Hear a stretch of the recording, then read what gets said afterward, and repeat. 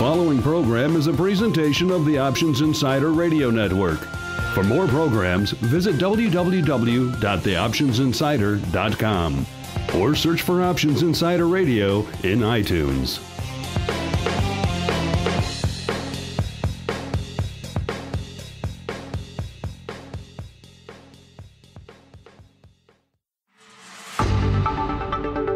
It's time for Volatility Views, the premier radio program for volatility traders.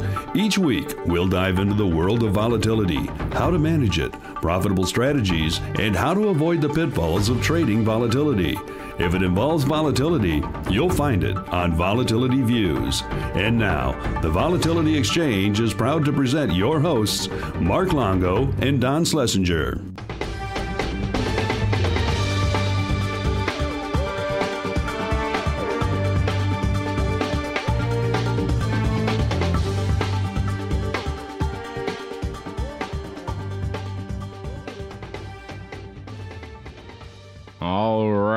And welcome back to Volatility Views, your weekly source for news, information, analysis, and opinion from the world of volatility and volatility trading.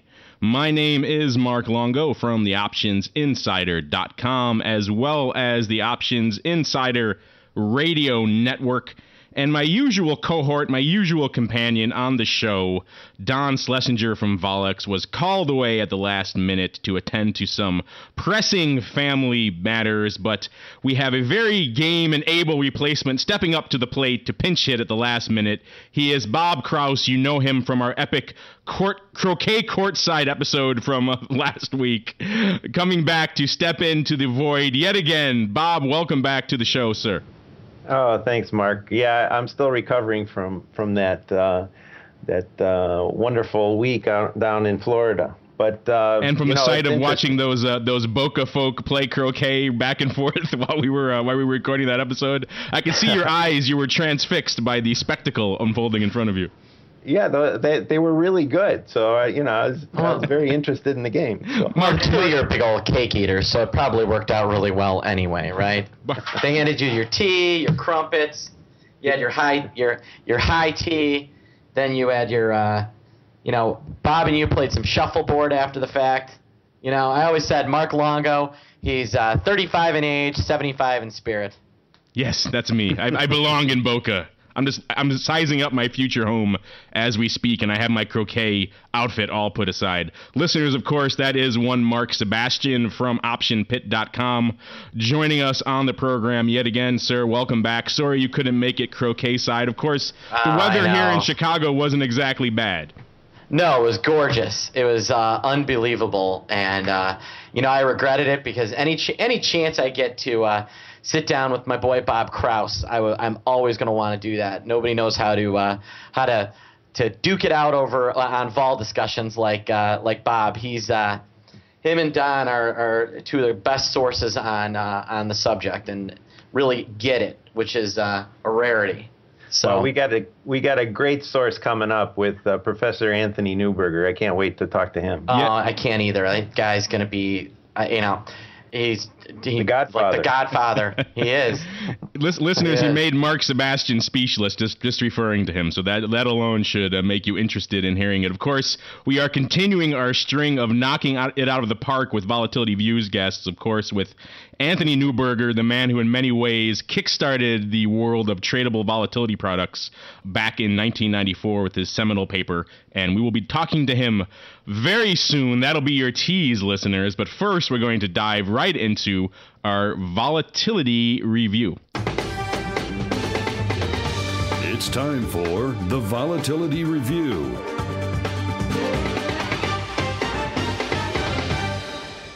And welcome to the Volatility Review. This is, of course, the portion of the show where we look back on the week's worth of action from a volatility perspective. And it was quite the interesting and action-packed week last week.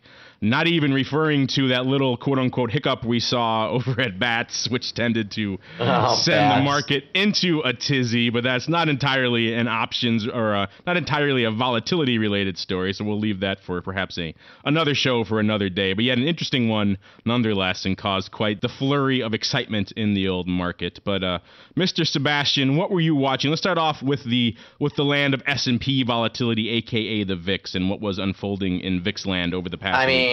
Well, we saw kind of what you and I have been talking about for some time, just the absolute slaughter of the VIX April future. There's a new pattern. That one's been on the docket for a while. We knew something had to unfold there.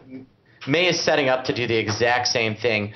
The ETNs are really putting a number on that month 1, month 2 contango.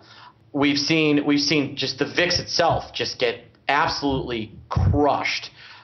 15%, still relatively, still a premium relative to the market.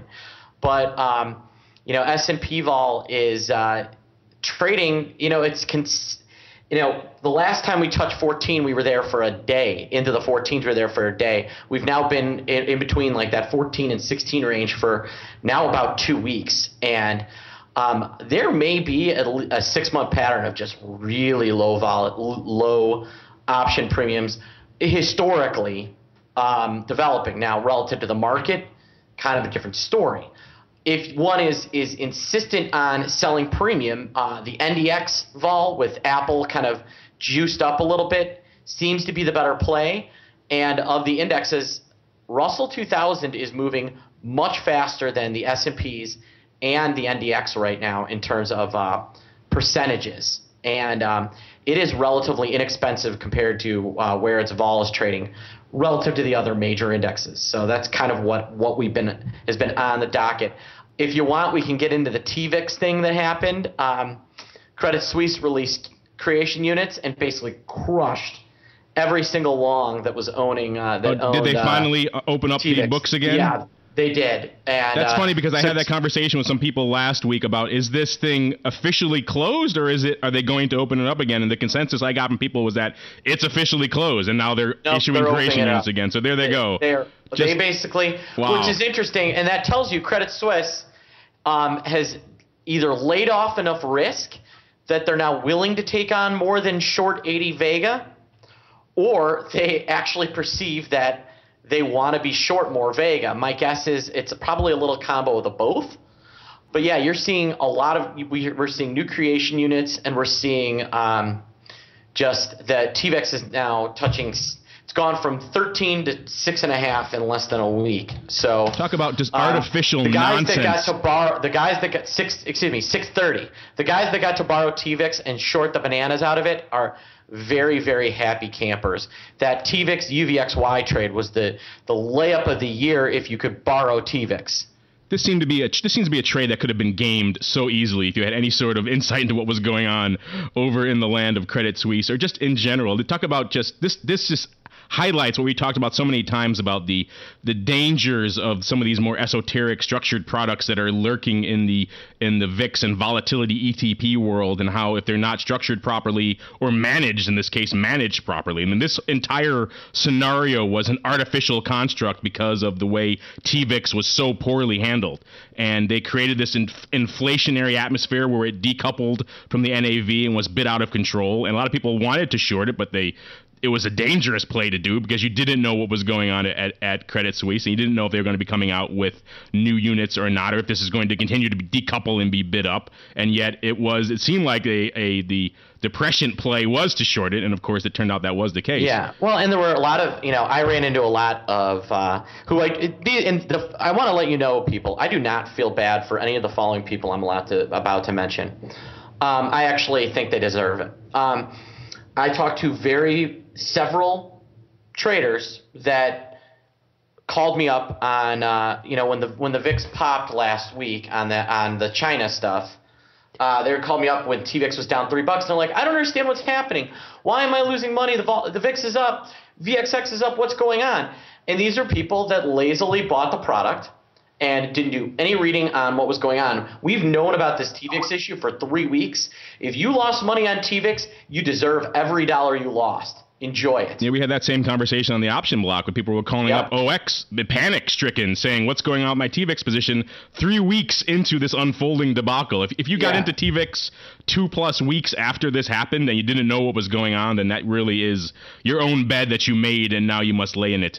Because a fool and his money soon will be parted. I believe that's what they say. Exactly. But that, of course, just highlights, like I said, the risk of this ever-increasing world of volatility ETPs and all of the interesting nuances that emerge therein. Of course, you touched on NASDAQ vol as well. Interesting things going on in there. Bob, you have anything to add in the world of NASDAQ vol now that, of course, you guys are about to dive into the deep end of NASDAQ volatility? Well, actually, I just put up all the charts for Eurovol, so let me talk about that first. No, let me throw you off your game completely, and let's start with NASDAQ, and we'll go from there. No, I'm kidding. Go ahead. Euro, please. Well, yeah, I mean, it'll just take me a minute to get the stuff up, but for Eurovol, we went off at 1094 for the 1 vol for March, and that was also the expiration for the 3 vol, and that went off at 1038. It was. Don basically has been saying for 2 months that, Eurovol is probably a short. I think Mark Sebastian agreed with him. And since... in a rarity. Since December, I mean, it was just straight down. I mean, we were up at 17, like, beginning of December, and we got down to, like, 9% or so. With the 1 vol and the 3 vol, and then we bounced up a little bit back up to probably about average again, right around the average mark around 11. So it was a perfect short at 17 for the mean reversion trade. When you got past the 10-11 mark, you should have started on the buy side because of the mean reversion, and then we popped back up by expiration right back to the mean. So this was like the classic and perfect mean reversion trade for the last quarter. Yeah, it followed an interesting partially similar pattern to what we saw at the end of the year with VIX and volatility, where it just came off this perfect storm of structural events caused volatility to just come in astronomically, and then of course we haven't had that corresponding pop back to the upside yet. Everyone's still waiting for that, but Euro, it came off exactly the same way, this precipitous decline, and then despite what was going on out in the broader Eurozone, and then we saw this little reversion towards the end. So a very interesting pattern in the land of Eurovol. And you're right, if you've been listening to this show for the past few months and you came in to hit some of those bids in the old Eurovol contract, or one lot, or whatever the case may be, you're doing all right now. Yeah. So back to the NASDAQ. So the last month or so, it's been around 11% volatility, pretty darn low. And even the 3-month version is only 11.36, so just a hair over 11. So yeah, that's a tough one to sell, even though it may be empirically the right thing to do. Still, it's tough to come in and just start hitting 11% vol in the NASDAQ. That would be rough, I think. Yeah, absolutely. And the cone though for the NASDAQ is very interesting. The average volatility is just under 20, so like 18 or so, something like that. So at 11, we're at the bottom 90th percentile. What I also find interesting though is that some of the guests we've had on basically say that even though the option premiums are relatively cheap, they're still way too expensive when the market's rising. So it's a tough one to be buying volatility even at 11 at the 10 percentile on the volatility cone. Yeah. If you look at those volatility cones, that certainly is a a difficult one to hit, and also yet you don't want to buy it in this environment either. So it's one of those difficult trades to jump in on either side. It makes you feel like you should take that cone and just put it on your head and sit in the corner, right? A dunce cap. Yes, there you go. The seller don't sell perhaps will opt for the don't sell in that scenario to keep Don's spirit alive here on the show while he is away. Hey, sold to you, Mark Longo. I don't think even Don would be selling to me at a NASDAQ at 11 vol, perhaps, but I don't think even he is that aggressive. Well, what I think will make some sense is to buying the NASDAQ realized vol against selling like a VIX contract could be a really, really interesting play. Those two correlate so well that you could really do something interesting like that, or even sell like an option strangle against that NASDAQ play. Because as I stated kind of a couple minutes ago, NASDAQ vol is the most overpriced of all the major indexes, and its realized vol just isn't there.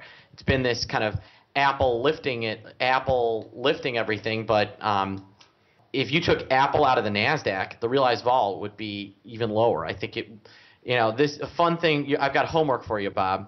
I want you to start calculating a NASDAQ with Apple and a NASDAQ without Apple, and I think that will be really interesting to take a look at.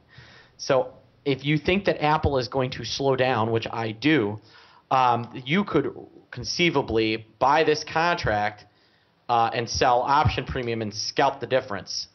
And I think that you'd really, really have something there. Yeah, not only would that be interesting, we've been talking to a whole bunch of traders in the market, trying to gather momentum for the launch of the NASDAQ vol contract. And many people have said that they just love to trade this thing against the VIX, that even though it's NASDAQ versus S&P, and even though it's realized versus implied, they can just see a whole bunch of trading opportunities between the two. That was one of the more interesting topics of conversation when I was at that risk management conference a few weeks ago, was just the various ways of interrelating these various vol products and having a broad portfolio, hedging with perhaps an SPX put, and then hedging that hedge with VIX upside or some other volatility product, and then constructing hedges with various products. It was a very interesting and tangled web people were weaving, but it was very interesting to watch. Oh, and speaking of the Apple point there, Mark, Bob, what did we decide? Didn't we decide you're going to call the NASDAQ products Apple Plus instead? That was the new marketing slogan we came up with. Well, he means Apple minus, though, right? Oh, for his sake, yes. But in general, for the broad public, you just call it Apple Plus, and I think you'll have a stampede beating its way to your door. But that's going to do it for our volatility review for this week. But don't go away, because we're about to dive right into our conversation with Anthony Neuberger, in many ways the godfather of tradable volatility products. So stay tuned for that.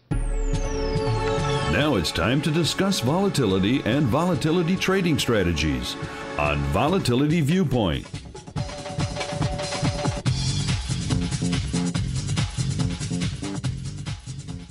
All right, and welcome back to the Volatility Viewpoint. And we are joined today on the show by a very distinguished guest, and you can tell by the background noise there that he's beaming into us today all the way from the UK. He is Anthony Neuberger, the professor of finance at Warwick Business School, and also the man who in many ways helped to kickstart the world of tradable volatility products. Anthony, welcome to the program. Thank you very much. It's good to be here. And I'm glad we can make it. I'm glad we had some scheduling difficulties last week, but I'm glad we can get everyone on the line today, because I know a lot of our listeners will be very interested in what you have to say. So speaking of that, let's just dive right into it there, because there's a lot we want to talk about with you. But we'll start back at the very beginning, at least from our perspective. Nearly 20 years ago now, back in 1994, I believe when you were at the London Business School, but correct me if I'm wrong, you wrote a paper that postulated the idea of an interesting, somewhat straightforward yet bizarre and unique new product at the time, that you called, or you referred to in the paper as the log contract. And since then, in the 18 or so years since that paper has come out, many people look back now at the moment when that paper was first published, and particularly people in the quantitative finance realm really refer to it as a watershed moment for the way people look at volatility. And in many ways, it paved the way for products like variance swaps and ultimately what we see today in the VIX product suite and a bunch of other tradable volatility products. Now, we obviously have a number of sophisticated listeners who I'm sure are very familiar with the intimate details of that paper, but we also have a number of very active retail VIX traders and volatility traders who probably aren't familiar with the origins of that paper and that product. So why don't you do us a favor, Anthony, and walk our listeners through some of the outlines of that early paper and maybe explain what that log contract was and where that concept came from. Right. Well, it was really just thinking about the nature of a call contract, that people buy call options or put options because they like the kinked payoff, that you've got a floor there and then you've got an exposure to the underlying. But the trouble with option contracts is that although when you buy them, they're at the money and they're kind of interesting, or most people buy them when they're close to the money, that over the course of a short period of time, they either become uninteresting because they go deep in the money and you've just got a leveraged position in the underlying, or they go uninteresting for the opposite reason, that they go deep out of the money.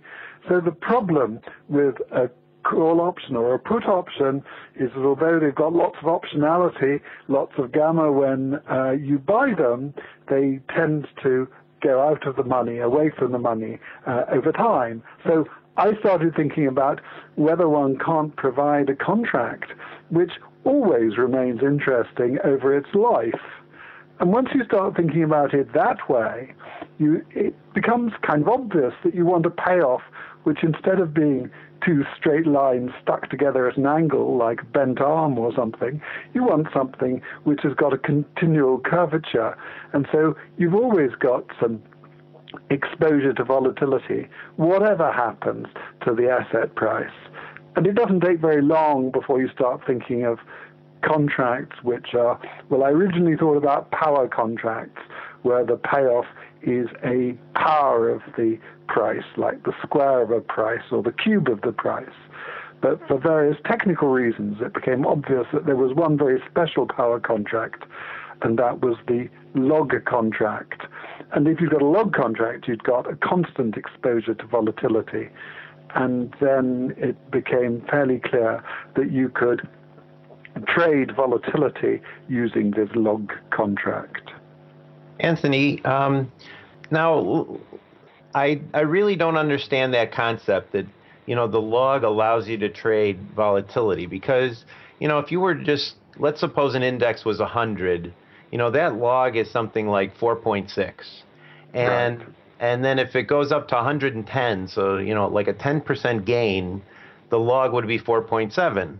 And if right. If the price went down to, say, 90, it drops 10%, then the log would be something like 4.5. So it still goes up and down when the underlying index goes up or down. So and maybe it's at a different rate, or obviously it's at the log of that number. But how do you get volatility out of that then? Okay, so in that example, if you simply delta hedged that position, then you would take out most of the change in the option contract, in the log contract, and what you get left with is a kind of second order term, which is proportional to the square of the price movement. I mean, it's true, whatever sort of option you position you have, that if you delta hedge it, you'll get an exposure to the square of the price movement. What's special about the log contract is that the amount of exposure you get to the square of the price movement is the same whatever the level of the price. So if you hedge out a conventional, I mean, if you buy a call option, you've got a delta, you've got an exposure to the underlying. If you delta hedge it, then you're exposed to the variance of the underlying. But your exposure is much greater when you're close to the money than when you're deep in or deep out. The great thing about a log contract is when you delta hedge it, your exposure to variance is the same, whatever the level of the price.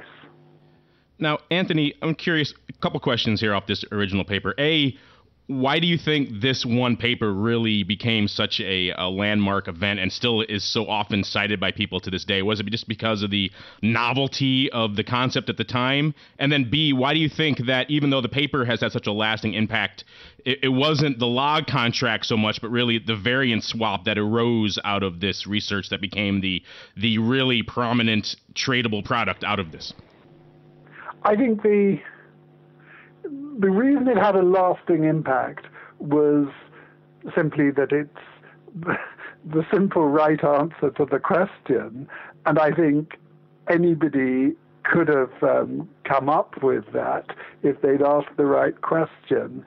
I didn't. The fact that I focused on the log contract rather than the variance swap which comes out of it shows that I wasn't asking quite the right question, but it was close enough to get a useful answer, which then provided the basis for the variance contract.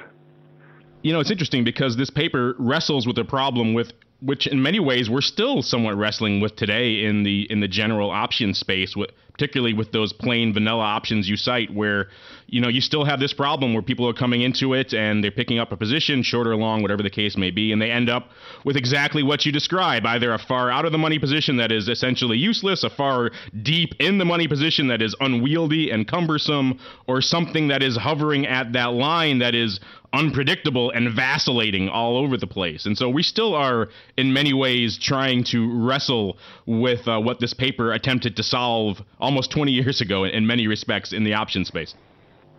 Yes, I mean, one of the interesting things was at the same time, and to show you about the way I was coming at it, I was thinking about another problem of a contract which becomes out of the money, which is a futures contract.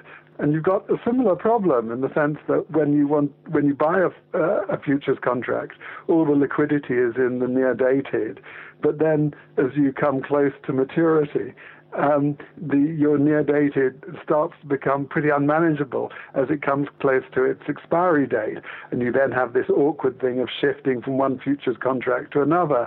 So at the same time as I was working on the log contract, I was also working on an idea which actually Bob Shiller had actually a little time earlier for how to deal with that problem too. But it's not a solution. That was a solution for a problem which nobody has now taken up, whereas the log contract was obviously one which was a question which people really wanted to have the answer to, and which led to the development of variance swaps.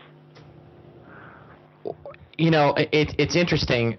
How do you think that, everybody's trying to find that golden goose of volatility hedging and of the variance swap. How effective do you think variance swaps have become at allowing firms to lay off risk and to adjust risk, based on your original idea?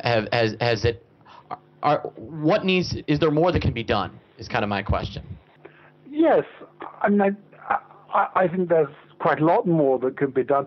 Obviously, we're talking about risks which are traded risks. So, and I think there are many risks that people want to lay off which are not traded. For example, the concerns about the market going illiquid, the risk of illiquidity, is one which is much harder to find a way of trading. But I suspect that the variance risk products are capable of considerable further development. There's obviously a development in terms of the maturity of the contracts. I think that there are some issues involved around what happens when the price changes, jumps by a considerable amount, and the kind of classical approach to it leads to a failure in the hedge. And there's some areas like that. And there's an area which I'm also concerned and working on now, actually, which is on hedging skew risk. Well, Anthony, even before you get to that, it seemed like you really tackled this problem of jump risk and all of that by sort of proposing to redefine realized variance. Can you explain that a little bit?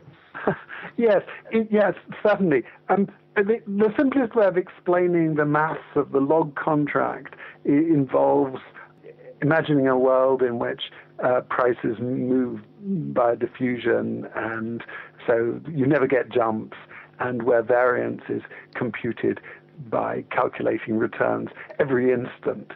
Now, obviously, there are jumps in prices, and variance swaps in practice are calculated typically using daily price changes and not continuous price changes. And I was thinking a bit about that, and it turns out that you can use the log contract approach without any change, provided that you redefine what realized variance is. Realized variance in a variance swap would be defined as the squared log daily price change, and then you sum that up and normalize it by time. But there's no obvious reason why you have to take the square of log returns. You can do something which mathematically sounds a little bit more complicated when one describes it verbally, but it's just twice the difference between the log return and the arithmetic return, which is almost identical to the squared log return. It's not quite identical, and it's not quite identical, particularly when there's a large jump. But if you define realized variance in that way, then the replication by the log contract works perfectly, even if you're only measuring variance of daily returns, and even if there are large jumps in prices. So what I would argue is that if you're really concerned about making sure that the variance swap is actually a perfectly hedgeable instrument, then the obvious thing to do is to slightly modify your definition of realized variance, go away from the traditional one of squared log returns and go to this slight variant. And a colleague, Oleg Bondarenko, has actually proposed this some years ago, as I discovered in 2007, I think. So I'm not the first one on this, but I think it's fairly obvious that if jumps are an issue, this is the sensible way to go. Yeah, what do you think about some of the other ways, like average true range, some of the kind of like overnight indicators, different things along those lines, as opposed to even dealing with like variance of log normal returns? I think that working with corridors and ranges obviously makes sense, because the whole philosophy of the log contract requires you to simulate a log contract using traded options, and if you've only got a limited range of strikes you can use, then you have problems in replicating the log contract. And the obvious way around that then is to use to define the variance within the range of strike prices for which there are options available. And that seems a good idea from the perspective of the person who's writing the variance swap and trying to hedge it. It's probably a less good idea from the person who's trying to protect themselves from risk, because obviously it gives you much less protection if and when the price goes outside the range. Now, Anthony, I'm dying to get into your other research you mentioned about the skew and the skew risk premium. But before we get away from this land of the variance and the variance swap contracts, I was reading some interesting analysis of your early paper, the log contract paper, and they were postulating reasons as to why they thought the the variance swap became the product du jour and not the log contract. The analysis I was reading postulated an interesting theory. I thought I would put it up to you, see what you thought, that their counterintuitive thought was that the reason the variance swap became the product of choice was because it was ironically not as easily or even not at all replicable by vanilla options, where in many ways the log contract could be because of its European payoff and other elements of that contract. And because of the fact that it wasn't at all replicable by vanilla options, the variance swap became the contract of choice and not the log contract. I thought that was an interesting point. What do you think about that? I think that is interesting. I mean, it seems to me that the other perspective on it is that if somebody has actually got some risk, they actually want to trade the variance. They're not terribly interested directly in the log payoff. The log payoff is great if you're a kind of do-it-yourself addict and want to hedge your risk yourself. But actually, probably the ultimate thing you want to trade is variance, or possibly volatility, and that's why you've got the growth of volatility swaps, which are obviously much more difficult to hedge, but they more directly related to the concerns, the risks that people actually recognize and want to hedge. Now, Anthony, a topic that is near and dear to us on this show, and many of our listeners who tune into the program on a regular basis know we love to talk about tail risk and skew risk and all of the fun variations thereof. We've had many interesting discussions and or debates with our guests on this very subject, so I'm glad you want to discuss this as well, because we're always open to discussing this topic. You recently wrote a very interesting paper entitled "The Skew Risk Premium in Index Option Prices," where you get into this in very, very great detail. And you're also working on, correct me if I'm wrong here, but the concept, or perhaps the desire for kind of building off of the variance swap concept, the idea of skew swaps. Is that correct? That's right, yes. So why don't we start there? Just tell our audience a little bit about what your idea and what you're planning for in terms of what a skew swap would actually be. Okay. Well, I take it that the main interest from a user's perspective is the skew in the returns on say, the equity index over some reasonable period, the skew in the monthly returns. So one's interested in either exposing oneself to or protecting oneself from large moves over the next month, large down moves over the next month in the index. And therefore you're wanting to speculate or hedge the third moment of the return distribution. Just like with variance, you're concerned with the second moment of the return distribution. So with skewness, you're interested in the third moment. Anthony, let me jump in here for a second. So what you're saying really is when you're an equity investor or an equity index investor, you generally like volatility on the upside, right? And what you're trying to do really is avoid volatility on the downside. So what you're getting at, if I understand you correctly, with the skew swap is that it hedges the downside volatility, let's say better or whatever. You can put words in my mouth, but the downside better and sort of leaves the upside, more alone. So if I understand you correctly, is that kind of how it works? Yes. I mean, essentially the argument is this: that if I enter into a variance swap, I pay money if variance is low, and I receive money if variance is high. And I receive money if variance is high, whether it's because the market's gone up a lot and has been volatile, or whether it's gone down a lot and been volatile. Now, there may be some people who really want protection against volatile markets when they move down, but is not terribly concerned about volatility when the price is moving up. So they don't want an instrument which simply pays out when there's a lot of volatility, whether it's downwards or upwards. They want an instrument which pays them money when the market moves down and is very volatile, and where they're content to pay when the market moves up and is very volatile.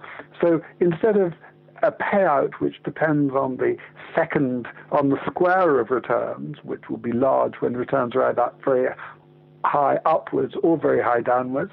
They might want a payout which depends essentially on the cube of returns, which will be a large payout when it's a large downward move, and a reverse payout when it's a large upward move.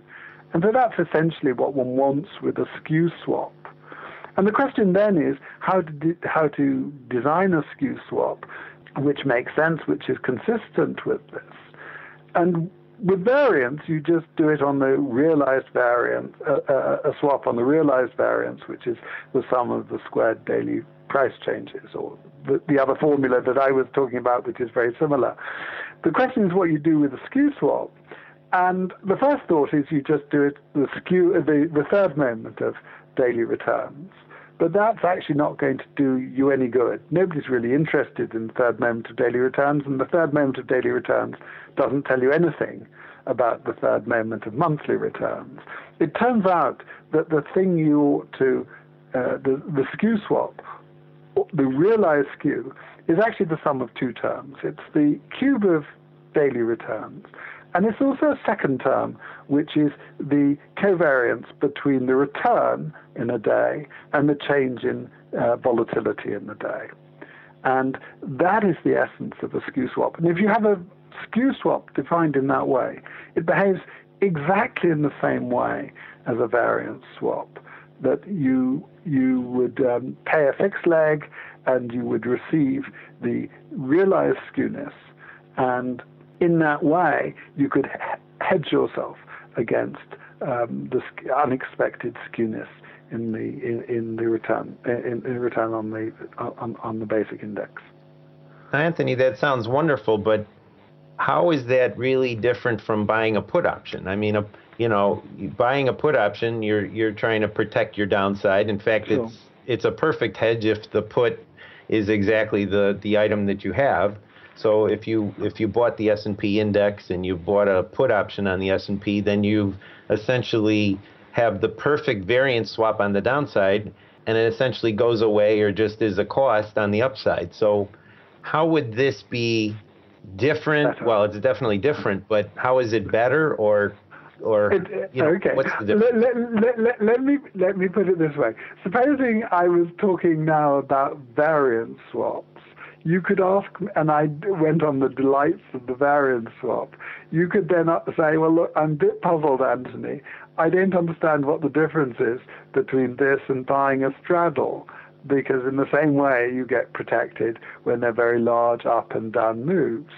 And the answer is, yes, you're absolutely right. You can hedge yourself against the return perfectly by buying 1 month contracts, without 1 month option contracts, without going into variance or skew swaps. The only reason for going into variance or skew swaps is if you want something which is continuously got the same exposure to volatility or skewness over time. If you bought an at-the-money straddle, then it would shift in or out of the money over time and would no longer be an at-the-money straddle, and you would stop having the same protection against unexpected variance. Similarly, if you just bought an out-of-the-money put, you would get static protection, but you wouldn't get this sort of dynamic protection against unexpected changes in skewness. So in many ways, it's a packaging product where you can essentially replicate the best elements of the product without having to go through all of the laborious effort yourself to create that on your own through dynamic hedging and all of the other aspects that are required. Yes, I mean, just to explain what the strategy looks like, just like a variance swap looks a little bit like buying straddles and continually rolling them so that you're more or less at the money all the time. The skew swap looks like buying kind of risk reversal position and continually rolling that. So yes, it is. I mean, it just can be seen as a dynamic strategy where you're buying out of the money puts and financing it by writing out of the money calls, and then as the price level changes, you roll your contracts so that you continue to have a long position in out of the money puts and the short position in out of the money calls. That's very interesting because I guess it really boils down to the reality of the situation. When you are hedging, you have an S&P position. Let's say it's at 100 now. Just rebase everything to 100, and you'd like to buy a put option that's 5% out of the money. Let's say that's at 95. So, that works great, but that's really today, because next month the S&P price might have gone up 5%, and now it's at 105, but your put is still at 95. So now, what do you still now, you don't get a 5% hedge. It's now like a 10% hedge because your put option is still back where you bought it a long time ago. So what you're saying is with this skew contract, it kind of adjusts, and now that you're up 5%, it actually gives you this, downside protection from where you are now. Exactly. In some sense, it stays perpetually at the money. And it does the rolling of the contracts, keep you at the money automatically. Wow, that's very interesting. Has this product progressed beyond the paper stage at this point? Have you talked to any of the usual suspects in the OTC realm about perhaps replicating this contract and licensing it or putting it together, or what stage is it in? I've had mild conversations, but I really feel like an academic, and I'm more interested in getting the idea out there than in actually trying to market it. I think my comparative strength is in thinking up of these ideas rather than in marketing them. I like it. Spoken like a true theoretician and academic. You want to promote the idea. Promote the idea and promote. I like that. That's we're very focused here on the practical aspect as well, which is why we tend to ask those types of questions as well. But Anthony, this has been fantastic having you on the program. I know we could go on with you for quite some time, but you have to run and we have to go. Unbelievable. Before you do go, though, I know since you are talking about skew and tail risk here, I would be remiss if I didn't give you a chance to sound off on a very interesting conversation we've been having with many of our guests over the past few episodes. We've had a number of people coming on discussing different academic papers about skew risk premium and tail risk premium and whether it's overpriced or underpriced given the current market conditions and the way the market currently prices, let's say, out of the money put options in the SPX. And I'm just curious, what is your viewpoint on that very contentious issue? I just came back from RMC. It was a very hot point of contention down there. So I'd love to hear your viewpoint on what, and if the market right now is currently correctly pricing in tail risk, or if we're overpricing it based on these extreme quote-unquote black swan type events that are really outliers, or where do you fall on this heated debate? The empirical work I've done, which doesn't focus specifically on the prices now, but over the prices over the last 10, 15 years, suggests that, yeah, sure, there's a lot of money for writing. There's a very substantial skew risk premium. That's very clear in the data, that if you write one of my skew contracts, that maybe 2/3 or 3/4 of the price is a risk premium. And there's also a substantial, as we know, variance risk premium. But they seem to be very, very closely associated. And in fact, it seems to be the case that if you started writing skew risk contracts and picked up the premium, and then you started getting worried because on the whole you pay out when variance is very high, so you hedge yourself with variance contracts, the amount of money you give up on the variance contract more or less absorbs all the profits you're making on the skew contracts. So my view of the empirical evidence is that there is a skew risk premium, there is a variance risk premium, but they're pretty much the same thing. They're closely related to each other, and they're not separate things which you can get both of. Well, here's a question for you. My general thoughts on kind of the risk premium in skew is that it's actually, and in variance, is that it's actually at its most expensive when you don't need it.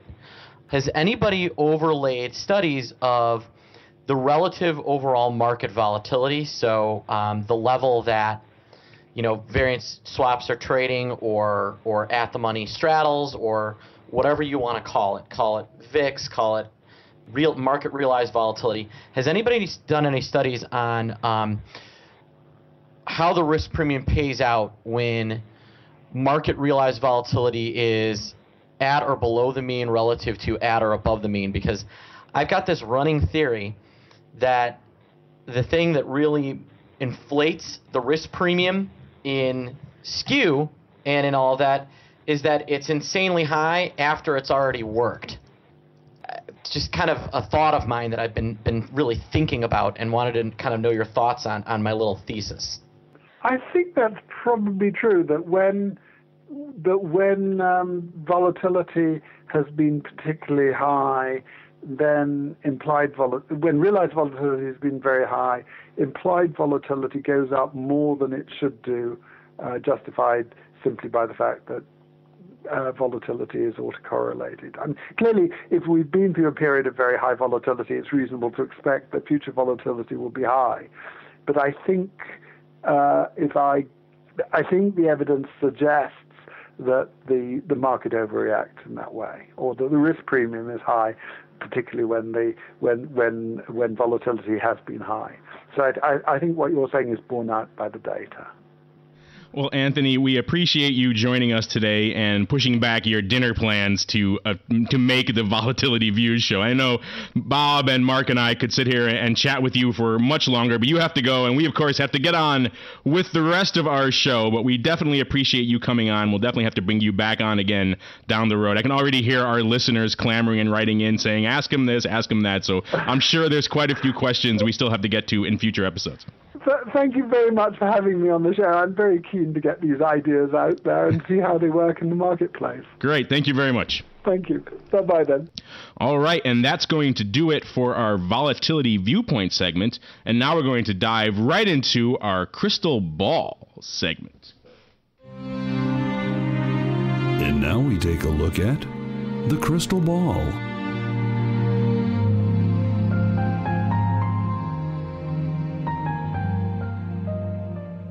All right, and those haunting tunes mean it's time once again for the Crystal Ball segment. This is, of course, the portion of the show where we peer deeply into the murky ether of the future and attempt to divine what the volatility gods hold in store for us. And these days, with realized vol and even implied vol hovering at such low levels, it's sometimes difficult to separate what we discuss in the vol review from, of course, what's going on in the crystal ball, because a lot of what we talk about in the vol review is pretty much going to be, hey, looking for more of the same here, of these low vol levels going forward here in the crystal ball. So I'm thinking we're going to hit on a lot of those same topics today in the crystal ball, but nonetheless, we shall start with you, one Mark Seabass Sebastian of OptionPit.com, and I'm guessing you're saying right now that VIX is a screaming buy, and to load up on VIX upside and VIX verticals. That's the call from you. Oh well, buy May futures. That's the best trade out there. Yes.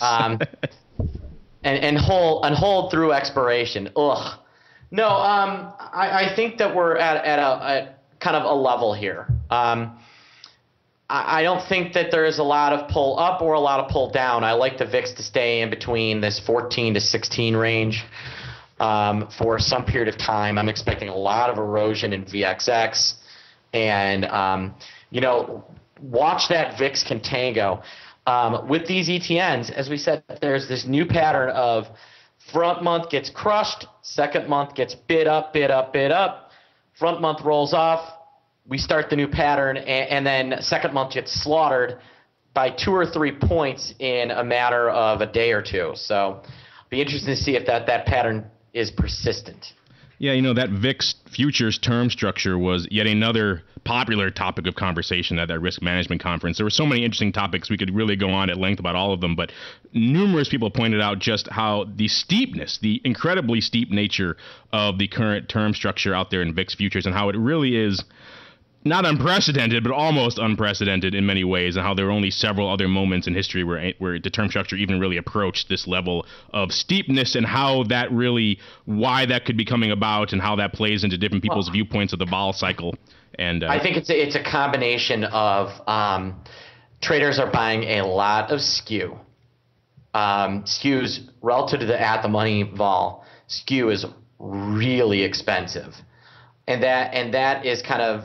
And then you've got these ETNs. And so the structure of things right now, I think, is bullish. And I do like the market to continue to rally.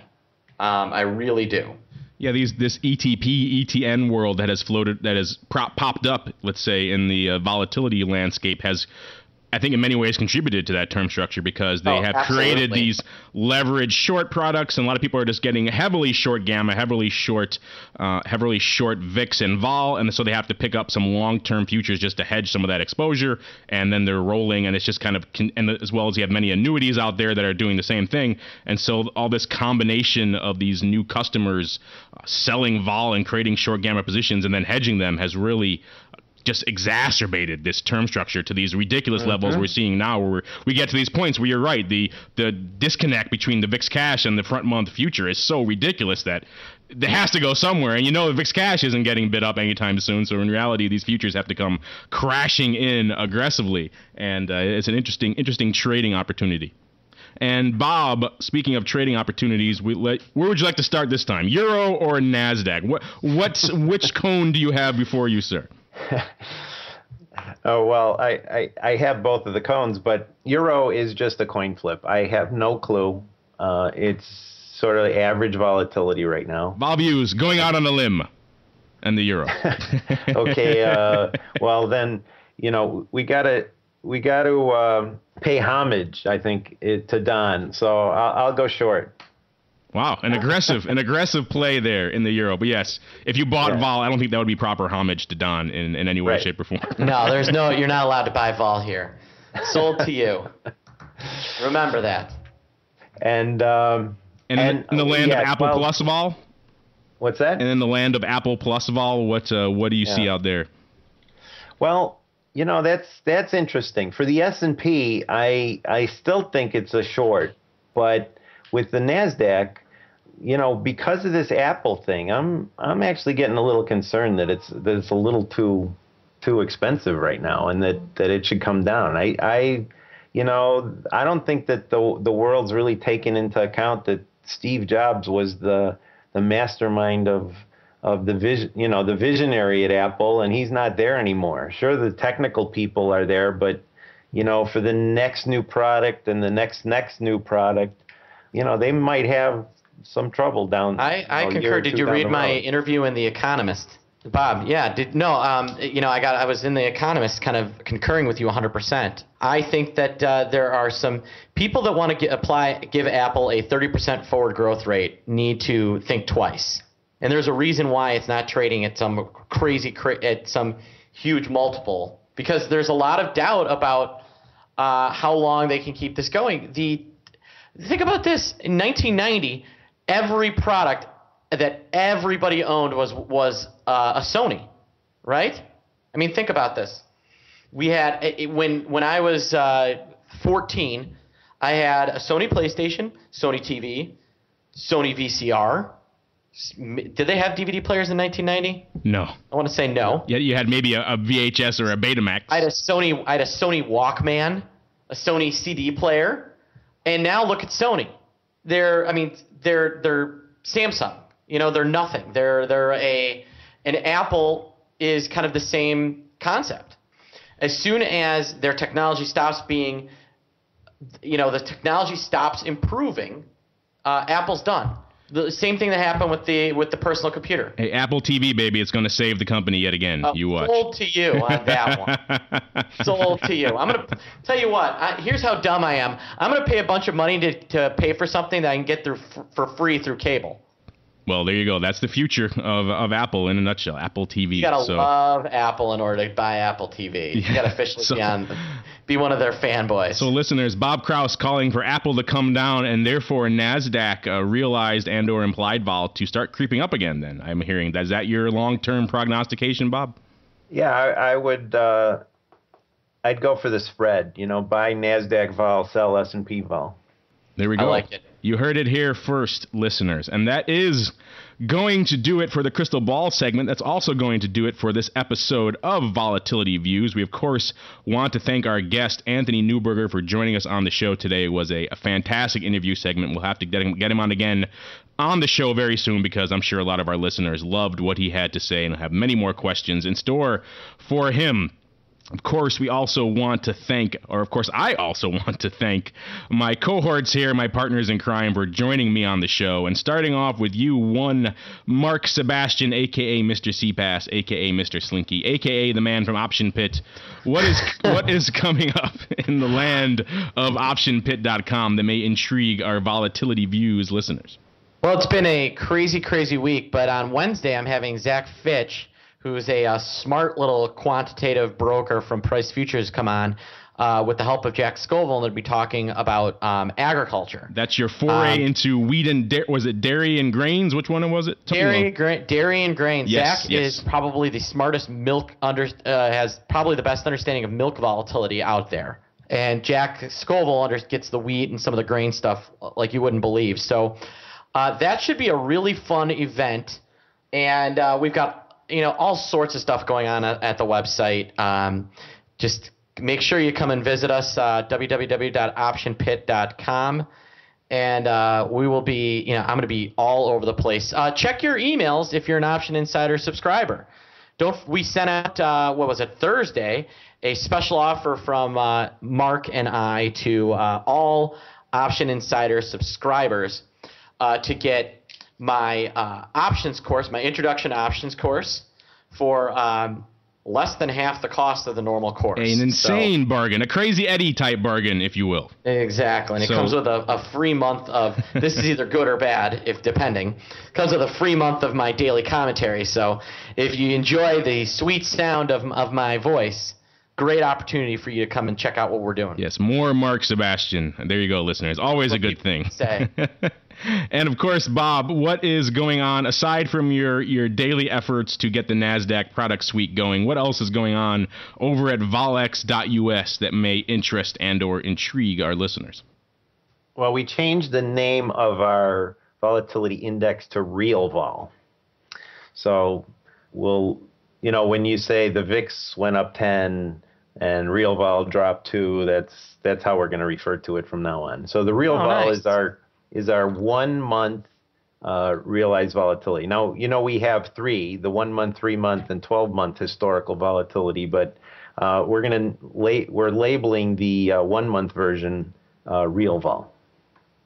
Interesting, listeners. So we have a new branding shift going on, and look forward to the new Apple Plus products coming out from the boys over at Volex very that soon. And milk volatility. Yes, that and milk. Milk's the next big thing. Liquid milk, baby. I'm telling you, that's where the future is.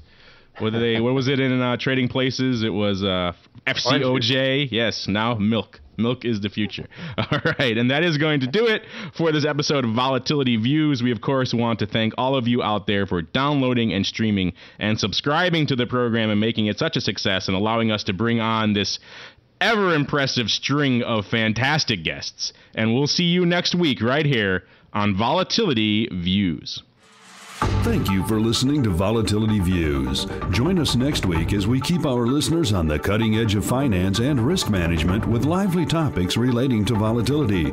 Volatility Views is brought to you by the Volatility Exchange. If you'd like to learn more about vol contracts, please visit www.volex.us. If you'd like to submit a question for the hosts, then surf over to www.theoptionsinsider.com/forum and post your question in the Volatility Views forum. Questions can also be submitted via email at questions@theoptionsinsider.com or via Twitter at twitter.com/options and twitter.com/volex_info. Facebook users can submit their feedback via the Options Insider and Volatility Exchange Facebook pages. Voicemails are also welcome at 312-544-9356. Thanks again for listening, and we'll see you next time on Volatility Views. The views expressed on this program are not intended as investment advice and do not constitute an offer to sell or a solicitation of an offer to buy any securities or other financial instruments and may not be relied upon in connection with the purchase or sale of any security or other financial instrument. The opinions presented on this program represent those of the speakers and do not reflect the views of either the Options Insider Incorporated or the Volex Group Corporation.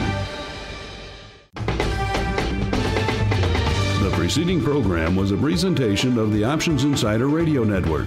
For more programs, visit www.theoptionsinsider.com/radio or search for Options Insider Radio in iTunes.